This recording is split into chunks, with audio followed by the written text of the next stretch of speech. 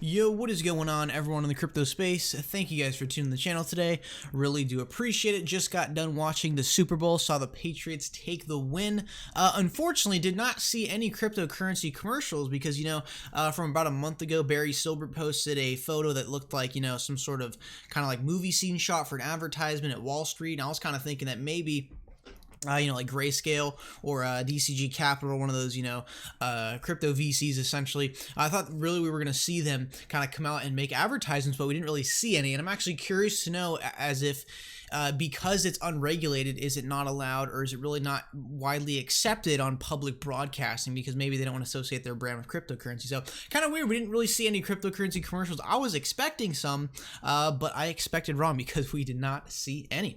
However, I do have some good information for you guys that I just did find today during kind of the commercials and stuff, and that we actually did pass the H.R.56 Financial Technology Protection Act. And I want to go over some of the stuff within this act that I think you guys are going to find very fascinating. So on the 29th of January, this HR Financial Technology Protection Act received in the Senate and read twice and referred to the Committee on Banking, Housing, and Urban Affairs.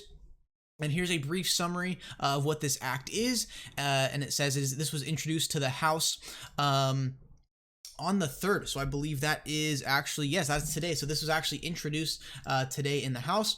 It says this bill provides for the investigation of new financial technologies, example, digital currencies, and their use in terrorism and other illicit activities.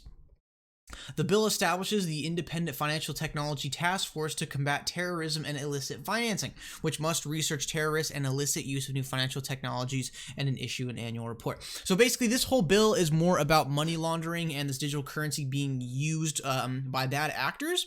And I think this is actually...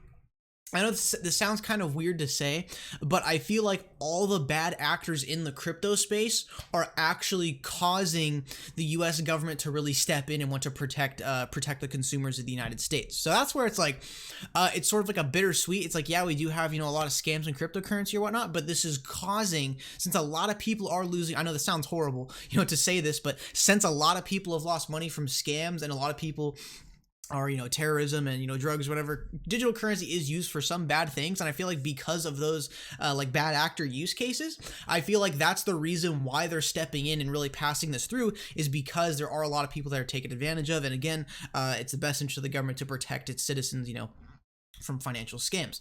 Now, if you actually go, so basically all this bill is, it's not really like the Token Taxonomy Act, where it's, excluding digital asset from modern day security laws, but it's more towards the protection of consumers. And it's really smart that the co-sponsors of this bill, recognize any names here, Warren Davidson and Darren Soto. Yeah, remember those guys from the Token Taxonomy Act and the Virtual Currency Consumer Protection Act? They are along with Stephen Lynch and Mark Meadows, and I would assume that these guys are both pro crypto as well. So, and you can see by the dates here that Mark, Darren, and Warren, they're all on the same date, but for some reason this last guy is probably one of the newer congressmen that have become more friendly toward these cryptocurrency regulations, and that's why he was, I guess, co-sponsored today. So really, guys, what we just saw here, and you can see here on the tracker, it's been introduced, and it actually seems like it just passed House. So this actual Financial Technology Protection Act, which is, contributing to the regulation of digital currencies, is actually now passed House. And I think this is a very, very smart play by Darren Soto and Warren Davidson, because the thing is like, because I think it's very smart that they bring their first crypto bill that they really bring in and pass House is actually something to protect consumers. Because if someone's going to put a bill through and they explain how a lot of people are, people are actually using this, bad actors are actually using this technology for their own gain, I mean, what government isn't going to pass that? They obviously want the best, they want the best for the consumer. So I feel like this is a very smart play by Warren Davidson and Darren Soto to kind of first try to get through this more anti-terrorism, because what government doesn't want to be anti-terrorism? They're obviously all going to vote on, yes, we want to be anti-terrorism within digital currency. We got to investigate it.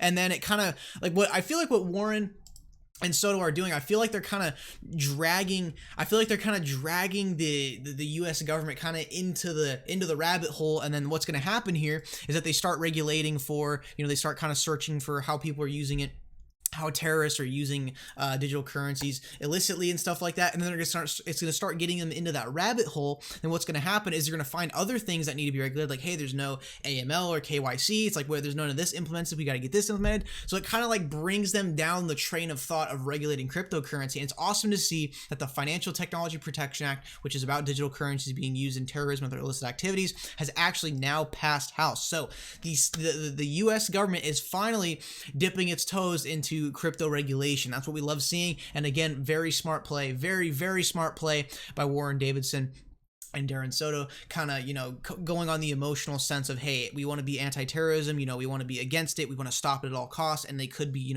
being funded through digital currencies, so we got to kind of interject in it. So now we're starting to see the Congress actually get into crypto regulation, hence the reason, again, it passed the House. So we got the Financial Technology Protection Act through the House, should be passing Senate soon, then to President and law, and then hopefully we can get the Token Taxonomy Act and the Virtual Currency Consumer Protection Act. But mainly the real regulation we're wanting right now is the Token Taxonomy Act. And I feel like the Financial Technology Protection Act, I feel like this one is kind of like warming Congress up to cryptocurrency regulation, educating them about how they can be used illicitly, then bring in how they need to be classified, to have the best interest of the actual ecosystem and the innovation of it. So really smart play by Warren Davidson and Darren Soto by kind of introducing this anti-terrorism bill, because again, what government doesn't want to be against terrorism? So really smart play there by Soto and Warren Davidson, and nice to see that we have the Financial Technology Protection Act just passed Congress today. So pretty cool stuff.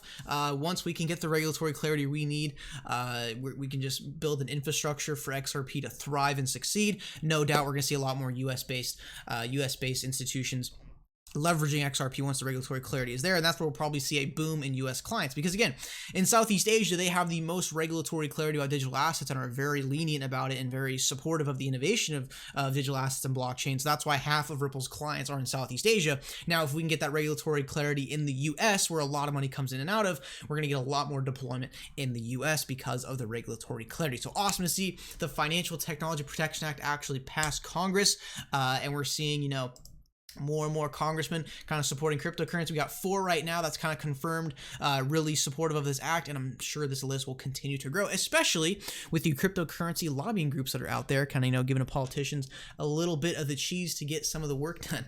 But anyways, thank you guys for watching this video today. Make sure to drop a like, subscribe. Check the links in the description if you do want to support the channel. Get yourself a Ledger Nano S. Keep that cryptocurrency nice, safe, and offline. And make sure, guys, hit those post notifications so you never miss a video stream. And as always, let me know what you guys think in the comments below. Always do appreciate your insight. Thank you guys for tuning in the channel today. Really do appreciate it. I'll see you guys in the next one.